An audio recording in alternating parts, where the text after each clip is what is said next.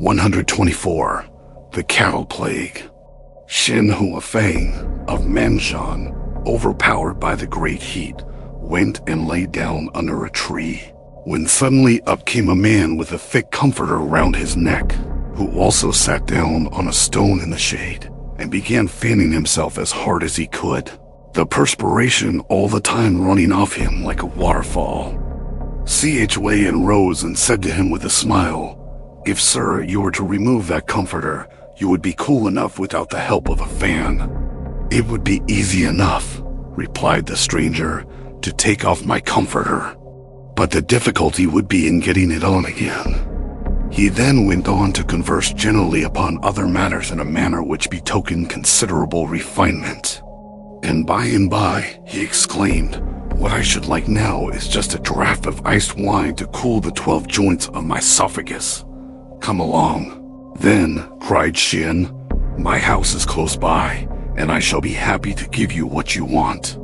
So off they went together, and Shin set before them some capital wine, which he produced from a cave, cold enough to numb their teeth. The stranger was delighted, and remained there drinking until late in the evening, when all at once it began to rain. Chuan lighted a lamp, and he and his guest, who now took off the comforter, sat talking together in dishabille. Every now and again, the former thought he saw a light coming from the back of the stranger's head. And when at length he had gone off into a tipsy sleep, Shin took the light to examine more closely. He found behind the ears a large cavity, partitioned by a number of membranes and looking like a lattice, with a thin skin hanging down in front of each, the spaces being apparently empty. In great astonishment, Shin took a hairpin and inserted it into one of these places, when PFF, out flew something like a tiny cow, which broke through the window and was gone. This frightened Shin, and he determined to play no more tricks. Just then, however, the stranger waked up.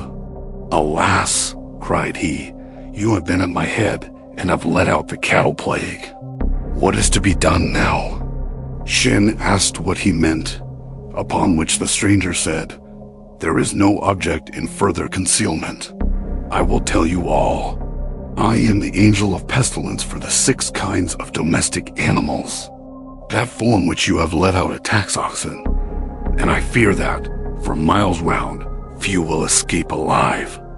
Now Shin himself was a cattle farmer, and when he heard this was dreadfully alarmed, and implored the stranger to tell him what to do. "What to do?" replied he. "Why, I shall not escape punishment myself. How can I tell you what to do? However, you will find powdered Ku-san an efficacious remedy. That is, if you don't keep it a secret for your private use." The stranger then departed, first of all piling up a quantity of earth in a niche in the wall, a handful of which, he told Shin, given to each animal might prove of some avail. Before long the plague did break out, and Shin, who was desirous of making a little money by it, told the remedy to no one, with the exception of his younger brother. The latter tried it on his own beast with great success, while, on the other hand, those belonging to Shin himself died off, to the number of 50 head, leaving him only 4 or 5 old cows, which showed every sign of soon sharing the same fate. In his distress, Chuan suddenly bethought himself of the earth in the niche, and, as a last resource, gave some to the sick animals. By the next morning they were quite well, and then he knew that his secrecy about the remedy had caused it to have no effect. From that moment his stock went on increasing, and in a few years he had as many as ever. Thanks for watching. Please like the video and subscribe to the channel for more excellent content.